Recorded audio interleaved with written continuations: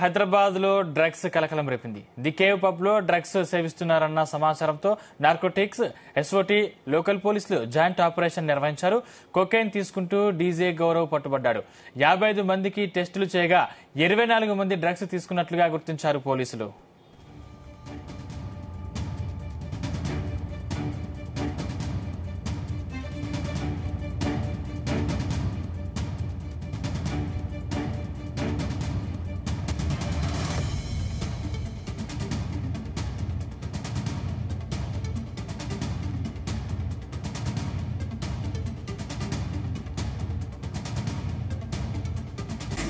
TS lab వాళ్ళు plus Cyberabad SOT వాళ్ళు, అదేవిధంగా లోకల్ పోలీసు రాయదుర్గం పోలీసు వాళ్ళు, మా డిఐ గారు, మా స్టాఫ్ కొంతమంది వచ్చి ఈ కేవ్ పబ్ అని చెప్పేసి కాజాగూడలో ఉంటుంది, అక్కడ రైడ్ చేసి అందులో ఉన్న మెంబర్స్ అందరికీ టెస్ట్ చేశాము.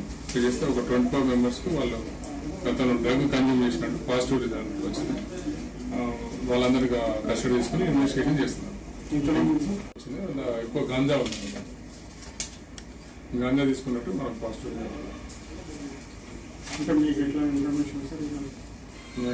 సోర్స్. అంటే అక్కడ లిక్కర్లో ఏమైనా మిక్స్ అవుతుందా? అక్కడ ఉన్న ఆల్కహాల్ ఏమైనా మిక్స్ అవుతుందా? లేదు, ఇంకా ఎంక్వైరీ చేస్తున్నాం ఎలా జరిగిందనేది. వాళ్ళ బ్లడ్ శాంపుల్ తీసుకుని చెక్ చేస్తే రేపు తెలుస్తుంది.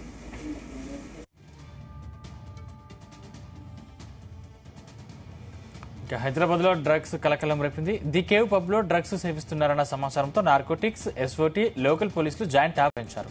కొకైన్ తీసుకుంటూ డీజే గౌరవ్ పట్టుబడ్డాడు. 55 మందికి టెస్టులు చేయగా 24 మంది డ్రగ్స్ తీసుకున్నట్లుగా గుర్తించారు పోలీసులు. ఇదే అంశానికి సంబంధించిన మరింత పూర్తి సమాచారం మా క్రైమ్ బ్యూరో చీఫ్ రవితేజ అందిస్తారు. రవితేజ,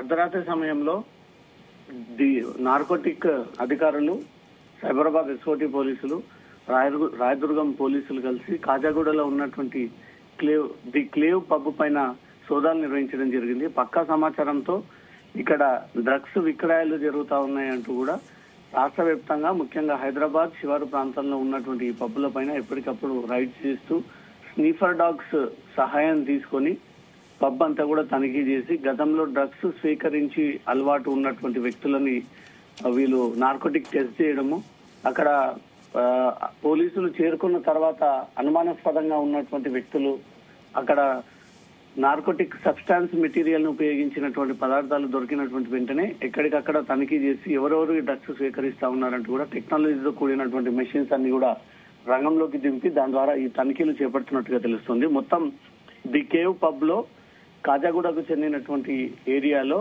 మొత్తం 54 మందికి నార్కోటిక్ టెస్ట్ నిర్వహించగా దాంట్లో 24 మందికి డ్రగ్స్ పాజిటివ్ రావడంతో 24 మంది యువతీ యువకుల్ని పోలీసులు అదుపులోకి తీసుకొని రాయదుర్గం పోలీస్ స్టేషన్ కి తరలించడం జరిగింది. పబ్బు నిర్వాహకులతో పాటు అక్కడ డీజే ఆపరేట్ చేస్తున్నటువంటి గౌరవ్ తో మొత్తం 24 మందిని అదుపులోకి తీసుకొని వీరందరినీ కూడా పోలీస్ స్టేషన్ తరలించడం జరిగింది.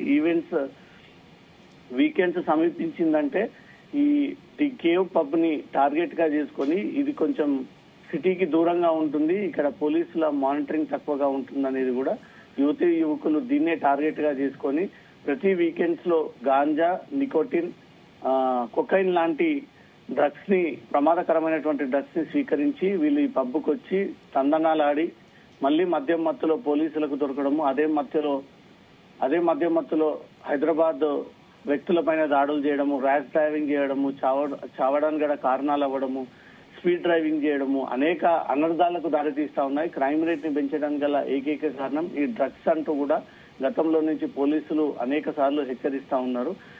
ఈ పబ్ ఓనర్లకు కూడా మద్యం సేవించి ఉన్నటువంటి వ్యక్తుల ప్రవర్తన గాని, వారి ఇంటికి చేరుకునేటువంటి బాధ్యత గాని, అక్కడ డ్రగ్స్ స్వీకరించినా కూడా ఆ బాధ్యత మీపైనే ఉంటుంది, మిమ్మల్నే బాధ్యులను చేసి మీ పైన కేసు నమోదు చేస్తామంటూ కూడా పబ్ నిర్వాహకుల్ని హెచ్చరించినప్పటికీ పోలీసులు హెచ్చరించిన 2-3 రోజులు మాత్రమే వీళ్ళు స్ట్రిక్ట్ గా రూల్స్ ని అమలు చేయడము, మళ్ళీ 3వ రోజు ఉన్నత బడా నేతల పిల్లలు వచ్చినప్పుడు ఆ పిల్లల్ని సహకరించాల్సి ఉంటుంది, వాళ్ళు చెప్పిన విధంగానే పబ్బు నిర్వాహకులు ఉండాల్సి ఉంటుంది. కాబట్టి ఆ రకంగానే వ్యవహరిస్తూ ఈ ఉల్లంఘనలు పాల్పడుతూ ఇష్టానుసారంగా ఈ పబ్బులని రన్ చేస్తా ఉన్నారంటూ కూడా పోలీసులు అనేక సార్లు వారి పైన ఫిర్యాదులు పెట్టిన, సీజ్ చేసిన, కేసులు మార్చిన వీరు వినకుండా ఇష్టానుసారంగా వ్యవహరిస్తా ఉన్నారంటూ కూడా గతంలో కూడా ఈ విషయాలు ఉన్నతాధికారుల దృష్టికి తీసుకెళ్లడం జరిగింది. ఇప్పుడు కాజాగూడలో ఉన్నటువంటి ది కేవ్ పబ్ లో 54 మందికి తనిఖీ చేయగా 24 మంది దాంట్లో డ్రగ్ పాజిటివ్, అంటే గతంలో నుంచి వీళ్ళు డ్రగ్స్ కి అడిక్ట్ అయి ఉన్నారు, నిత్యం డ్రగ్స్ స్వీకరిస్తా ఉన్నారు,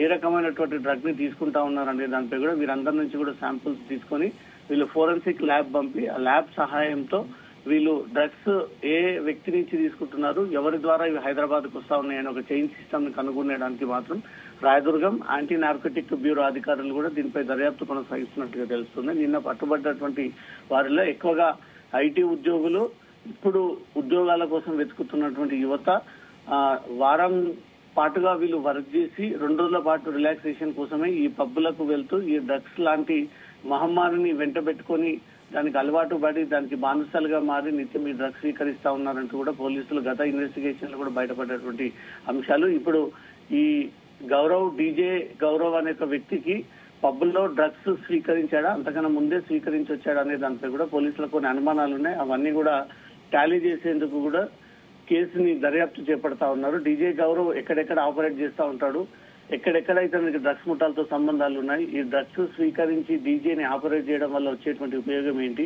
ఇతను తీసుకొచ్చి ఇతని ద్వారా దాంట్లో ఉన్నటువంటి కస్టమర్స్ ని ఏమైనా అందజేసేటువంటి ప్రయత్నం జరిగిందనే ఒక కోణంలో కూడా పోలీసుల ఇన్వెస్టిగేషన్ కొనసాగుతోంది. సందీప్, రవితేజ్, అంటే సుమారు ఎన్ని పబ్బులు అధికారులు తనిఖీలు చేపట్టారు? ఈ పబ్బులకి డ్రగ్స్ ఎక్కడి నుంచి సరఫరా అవుతుంది?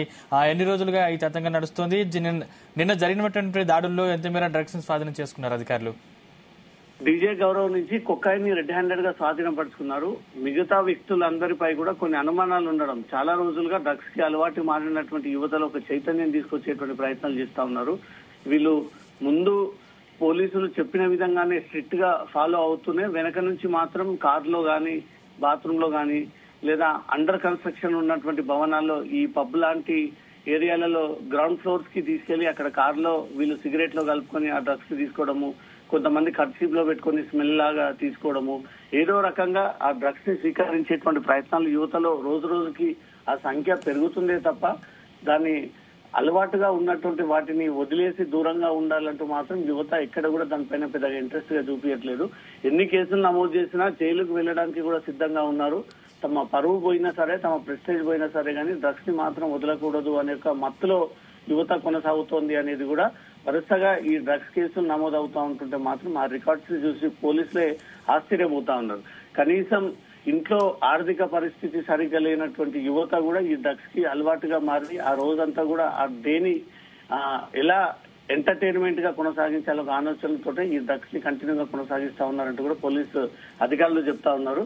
వీరు వారాంతపు ఏదైతే వీకెండ్స్ లో హైదరాబాద్ శివారు ప్రాంతంలో ఉన్నటువంటి ఎక్కువగా పబ్లిక్ కస్టమర్స్ గ్యాదర్ అయ్యేటువంటి పబ్స్ అని పోలీసులు టార్గెట్ గా చేసుకుని అక్కడ వచ్చేటువంటి పిల్లల్లో కొంత మార్పు తీసుకొచ్చేటువంటి ప్రయత్నంలో భాగంగా యాంటీ నార్కోటిక్ టీఎస్నాప్ అధికారుల నేతృత్వంలో ఈ సోదాలు నిర్వహించి దాంట్లో ఎవరైనా డ్రగ్స్ గతంలో సేకరించున్నటువంటి వ్యక్తులపై కూడా కేసులు నమోదు చేయడము, వారు కస్టమర్లుగా ఉన్నారా, బాధితులుగా ఉన్నారా, వీళ్ళే డ్రగ్స్ సప్లై చేస్తా ఉన్నారనే దానిపై కూడా వాళ్ళ మొబైల్ ఫోన్స్ ద్వారా అవన్నీ కూడా వెరిఫై చేస్తా ఉన్నారు. నిన్న శనివారం ఇటు హైదరాబాద్ లో అటు సైబరాబాద్ లో ఉన్నటువంటి అన్ని పబ్బుల పైన ఆకస్మికంగా వీళ్ళు సోదాలు నిర్వహించడం జరిగింది.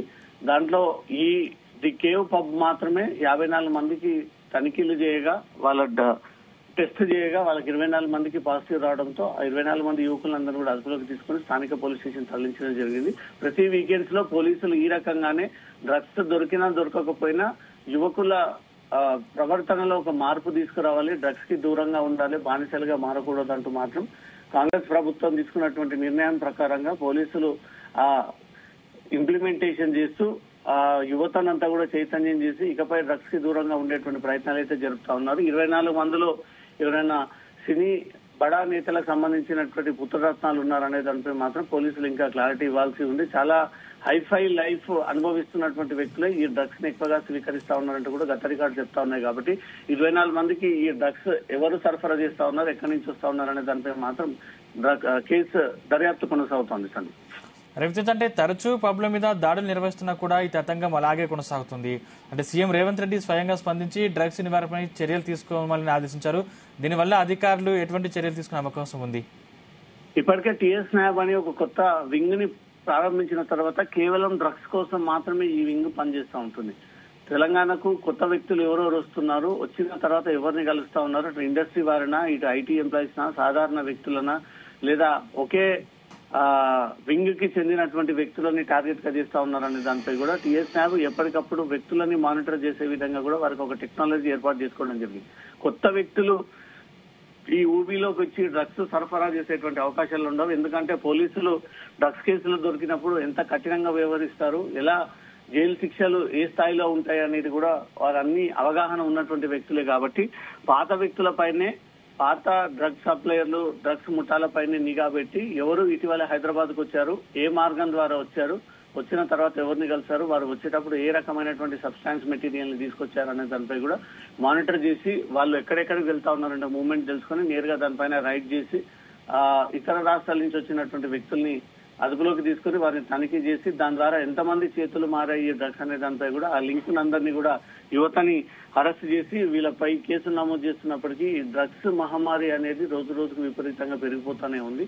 ఇప్పుడు మొత్తం పూర్తి స్థాయిలో కంట్రోల్ చేయడానికి ప్రయత్నాలు జరుపుతా ఉన్నారు. కానీ ఏదో ఒక మార్గం ద్వారా చేరాల్సినటువంటి డ్రగ్ హైదరాబాద్ కి చేరిపోవడము, పోలీసులకు తెలిసేలోపే చేతులు మారిపోవడము, వాళ్ళు అప్పటికే ఒంట్లోకి ఎక్కించుకొని ఉండడము కొంత ఇబ్బందికరంగా మారుతా ఉంది. కాబట్టి ఆ పూర్తి స్థాయి డ్రగ్స్ ని కూడా కంట్రోల్ చేసేటువంటి ప్రయత్నాలు అయితే బార్డర్ సెక్యూరిటీ పోలీసులు చెక్ పోస్ట్ ద్వారా ఏర్పాటు చేసి ఎప్పటికప్పుడు దాన్ని అంతా కూడా చెక్ చేసి నిర్మూలించేటువంటి ప్రయత్నాలు జరుపుతా ఉన్నారు. ఈ రోజు దొరికినటువంటి 24 మంది డ్రగ్స్ కేసుకు సంబంధించి ఎవరు సరఫరా చేశారు, ఎప్పటి నుంచి వీరు అలవాటుగా మారింది, గతంలో ఇది ఎక్కడైనా డ్రగ్స్ కేసులో పట్టుబడి ఉన్నారా, వీళ్ళే సేల్స్ గా ఈ డ్రగ్స్ ని అమ్మకాలు జరుపుతా ఉన్నారు అనే దానిపై మాత్రం అన్ని కోణాల్లో ఈ కేసు సాగించి డ్రగ్స్ ముఠాలతో సంబంధాలు ఉన్నారంటే ఖచ్చితంగా వీరందరిపై కూడా కేసులు నమోదు చేసి ఆ డ్రగ్స్ ముఠాను కూడా దీంట్లో ఇంక్లూడ్ చేసేటువంటి అవకాశాలు ఉన్నాయి sir. Right, thank you Raviteja.